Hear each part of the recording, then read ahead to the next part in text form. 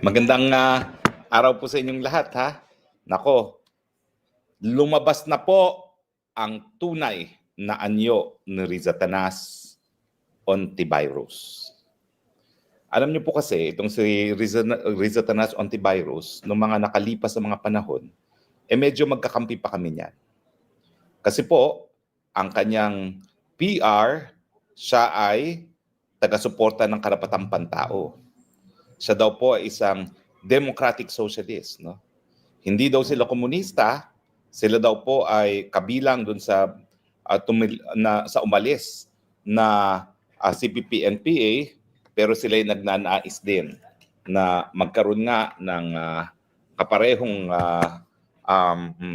pagnanasa na magkaroon ng pagbabago sa lipunan, pero hindi gumagamit daw ng dahas. So nung siya'y ganyan, talaga naman pong ako ay supportive din, no, ng mga unang panahon.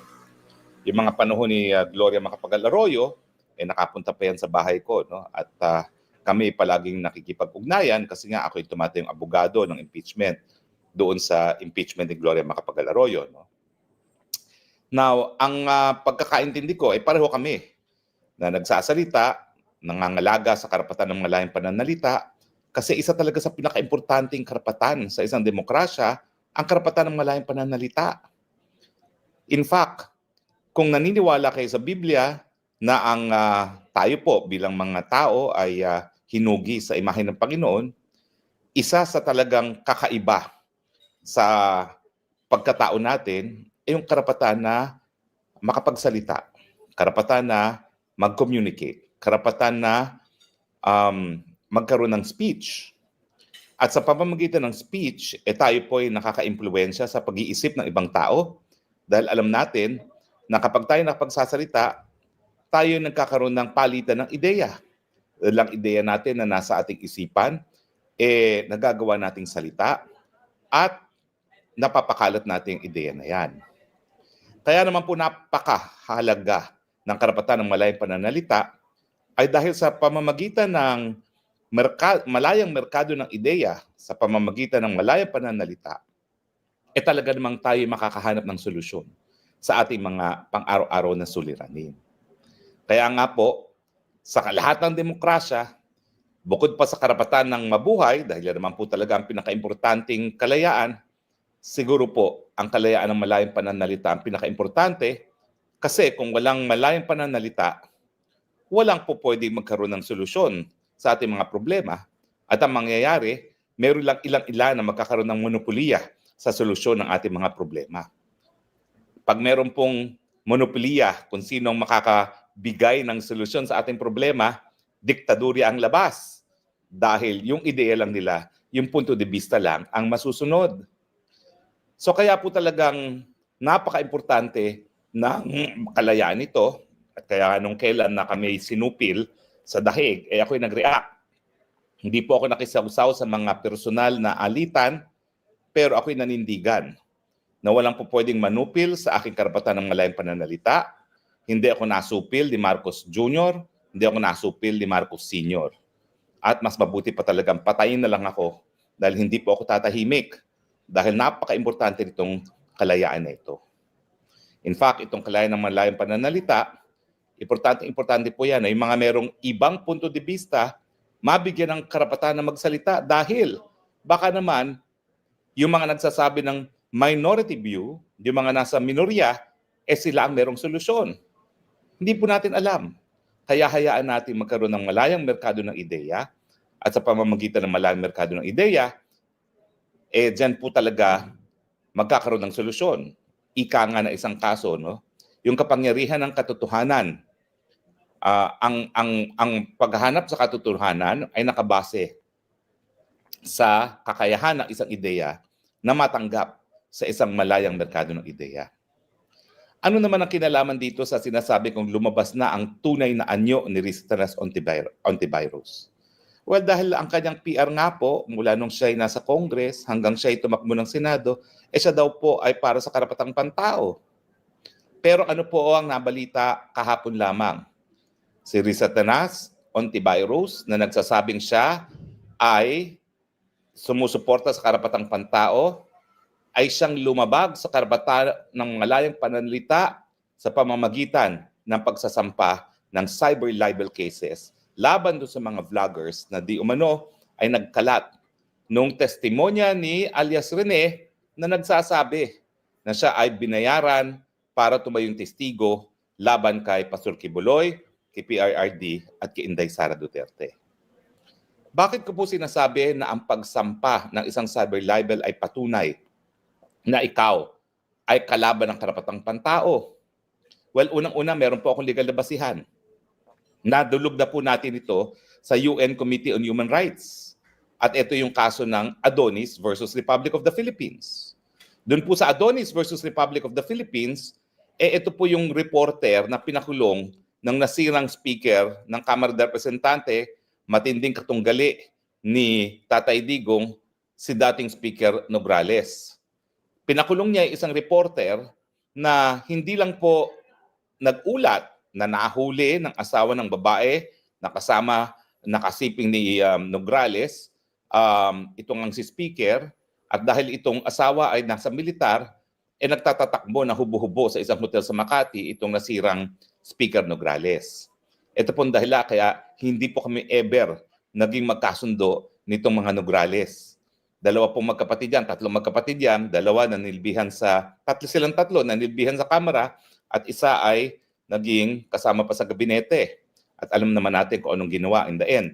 Matapos ng appoint ng 2 beses ni Tatay Digong sa Commission on Civil Service at bilang miyembro ng gabinete, linabanan ng Tatay Digong at sinasabi na hindi daw angkop para mamuno sa Davao ang Tatay Digong.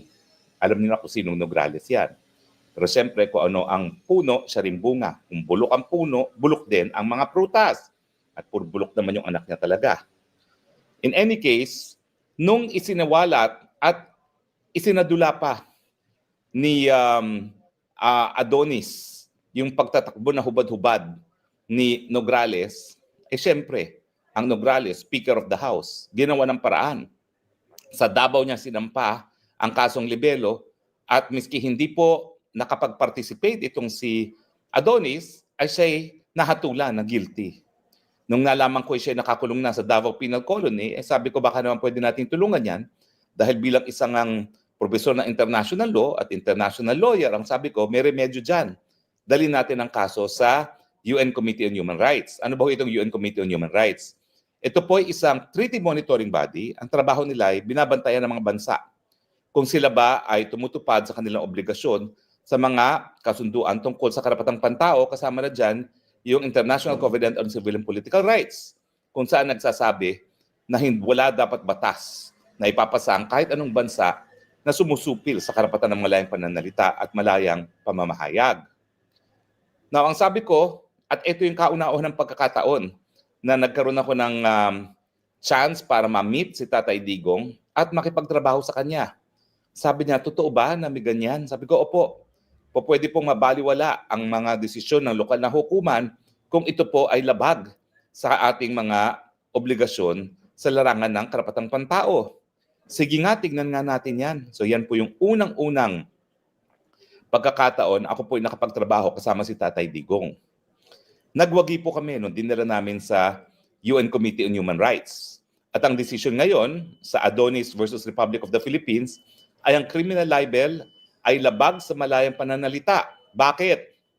Well, unang-una, ang sabi ng Committee on Human Rights na binubuo po ng pinaka-respetadong mga eksperto sa larangan ng karapatang pantao sa buong daigdig, ay dahil hindi raw ito proporsyonal doon sa nais na makamit ng batas at ito yung protektahan ng privacy ng mga pribadong mga individual. Ibig sabihin, meron pong ibang pamamaraan kung ang ninanais ng batas ay maprotektahan yung karapatan ng mga individual na huwag paghimasukan ang kanilang mga pribadong buhay. At ano yung alternatibo na yon? Yung pagbibigay po ng civil damages. Hindi po pwede kasi na habang sinasabi natin na ang karapatan ng malayang pananalita ay napaka-importante sa isang demokrasya, dahil sa pananalita, may makukulong. Hindi po angkop yung pagkakakulong dun sa layunin ng libel law na protektahan yung privacy ng mga pribadong individual. At ang alternatibo dito ay yung pagbabayad ng danyos perwisyos pero walang kulong. At ang pangalawa, ang sabi ng yun nga po ng UN Human Rights Committee, hindi lang siya paglalabag sa karapatan ng malayang pananalita, merong alternatibo at ang alternatibo nga ay ang pagbabayad ng danyos perwisyo. Kaya po ako, sa dami ng mga fake news, sa dami ng mga pula sa akin, ni minsan hindi po ako nagsampa ng kahit anong libel case. Dahil hanggang ngayon po, bagamat nag-utos ang Human Rights Committee na dapat i-decriminalize ng Kongreso ng Pilipinas ang criminal libel, hindi pa po nagagawa yan. Pero hindi ko naman po pwede na sa dami ng mga maling sinasabi sa akin na masasakit na paninira sa akin, kahit ganong nasasaktan na aking damdamin, hindi naman po pwede na sinasabi ko na ako'y tagapagtaguyod ng karapatang pantao, lalong-lalo na ang karapatan ng malayang pananalita, tapos magsasampa ako ng libel. That's a contradiction in terms. Ibig sabihin yan, hindi ka talaga tagapagtaguyod ng karapatang pantao, bagamat ikaw sa iyong PR, sa iyong pananalita, ay nagdedeklara na ikaw ay isang taga-suporta ng karapatang pantao, pero sa iyong aksyon, pinapakita mo naman na sa totoo lang, ninanais mo rin supilin yung mga bagay-bagay na nababasa mo, narinig mo, na hindi mo gusto. Sa totoo lang po ako alam nyo yan. Siguro ako na ang pinakamaraming pula na natanggap sa lahat po ng mga opisyalis ni dating Presidente Duterte. At marami talaga pagkakataon na dapat nag-file ako ng libel. Kasi maraming mga nagsasabi na ako daw ay kriminal. Yan, si Risa Tanas Ontiveros. Ang dapat ko talaga unang-unang idemanda, si Risa Tanas Ontiveros. Dahil sinasabi niya, kriminal daw ako. Dahil sa Pogo. Wala namang napakitang ebidensya na kriminal na bagay na ginawa ko. Noong mga panahon na legal ang Pogo, dahil hindi nga po ako na-involve sa kahit anong Pogo. Abogado lang po ako ng isang kumpanya na nagpaupa sa isang Pogo.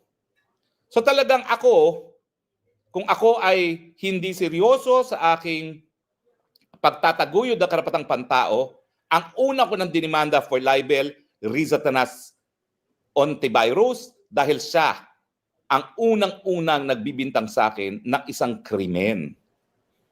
Huy, miski yan ay nakabinbin ngayon sa korte dahil yan isang tanim kaso, hanggang hindi napapatunayan na ako'y nagkasala, I am presumed innocent. Pero dahil nga wala naman siyang pakialam sa karapatang pantao, yung Risa Tanas na yan, ay sasabihin, kriminal yan si Harry Roque, nagtatago. Huy! Kung ikaw ay talagang tagapagtaguyod ng karapatang pantao, pangangalagaan mo ang karapatan ng asylum. So yung mga pinagsasabi na dapat ako umuwi sa kabila ng pagigipit na alam mo namang ginagawa sa akin ng iyong kakamping Marcos Jr., yan ay papatunay din talaga na hindi ka tagapagtaguyod ng karapatang pantao. Sabi nga ng iba sa social media, che! Diba, no? Che! Fake ka! Plastic! Diba? Kalaban ka ng karapatang pantao dahil ang iyong pagsampa ng cyber libel laban sa mga vloggers na wala namang ginawa kung hindi i-repost ang naging video testimony ni alias Rene na nakasulat din at sinumpaang salaysay ay patunay na ikaw, Risa Tanas Ontiveros, ay sumusupil ng karapatang pangtao. Na ikaw ay kabahagi ngayon ng diktadoryang Marcos Jr. na susupilin ang lahat ng kalaban ng administrasyon. Na ikaw, Risa Tanas Ontiveros, bagamat ang simula mo ay tagapagtaguyod ng karapatang pantao, ay ngayon kabahagi na ng malawakang panunupil ng karapatan ng mga mamamayang Pilipino. Evidence, cyber libel cases filed against the vloggers. Anong intention mo sa pagsasampa ng mga cyber libel na yan? Di ba dahil nais mong ipakulong yung mga nagkalat ng testimonya ni alias Rene na nagpapakita at ito naman ay sinumpaang salaysay din na ikaw ay nagbayad para siya ay magsinungaling sa Senado at sa hukuman upang madawit ang mga inosente sa isang non-bailable offense na syndicated trafficking gaya ng sa iyong mga paratang na guilty rin ako dyan na wala naman kahit anong ebidensya. Next time magsabi kang umuwi ako, sabihin mo sa akin anong ebidensya. Isiwalat mo kung anong iyong ebidensya. Huwag ka magtatago sa pagiging senador. Ang hamon mo pa, sige humarap ka sa Senado. Bakit? Inatrasan ba kita? Meron ka bang nakuha nung 3 beses sa pagharap ko sa inyo? 2 beses sa pagharap ko sa inyo? Di ba wala? Hindi ka nga makasagot pag ako sumagot Ang gusto mo, tumahimik lang ako ng tumahimik. At ikaw lang magdakdak ng magdakdak.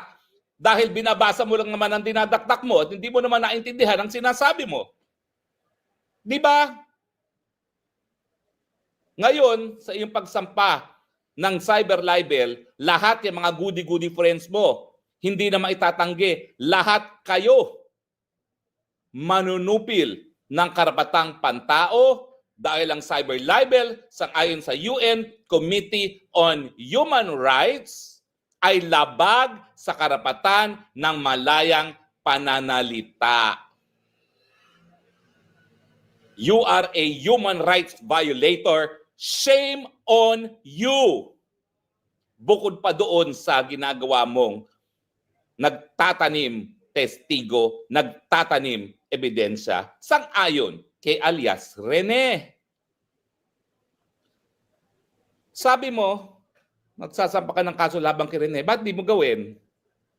Para mapatunayan mo na hindi mo nga gawain yan. Pero yun na nga paano mo naman hindi mapapaniwalaan ng isang tao na nabayaran na nakapagtestigo na pinoprotektahan na ng gobyerno? Pero dahil nga, yung tawag ng konsyensya, nagsiwalat ng katotohanan. At ano naman ang mahihita mo kung mapakukulong mo nga itong mga vloggers na ito? Sa tingin mo ba, kung yung mga vloggers na dinimanda mo ay makukulong, matatahimik na yung buong bansa sa pagtatanong? Totoo ba yan, Riza Tanas Ontivirus, na nagtatanim ebidensya ka, nagtatanim testigo ka? Alam mo kasi, ang dami ng desisyon na sinabi ng Korte Suprema. Pag ikaw, taong gobyerno, huwag kang balat sibuyas. Kung hindi mo matanggap ang mga pagpupula sa iyo at may karapatan ang mga taong bayan bilang tagabayad ng buwis na ikaw ay pulaan, huwag kang maggobyerno.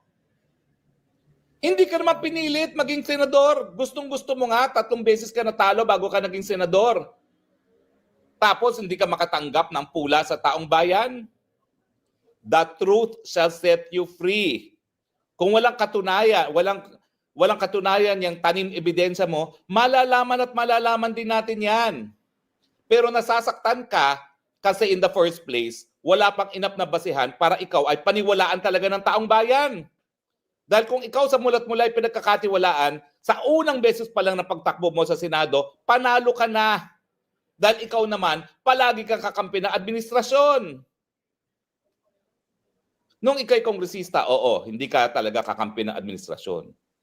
Pero siyempre, nanalo ka bilang senador dahil kakampi ka ni Noynoy Aquino, di ba? Hindi mo naman matatanggi yan. At pinagsasabi nga na dapat pag-aralan kung paano mo nagamit yung PhilHealth. Na alam naman natin na ang pondo ng PhilHealth hanggang ngayon ay ginagamit sa lahat ng bagay except para sa kalusugan ng mga mamamayan.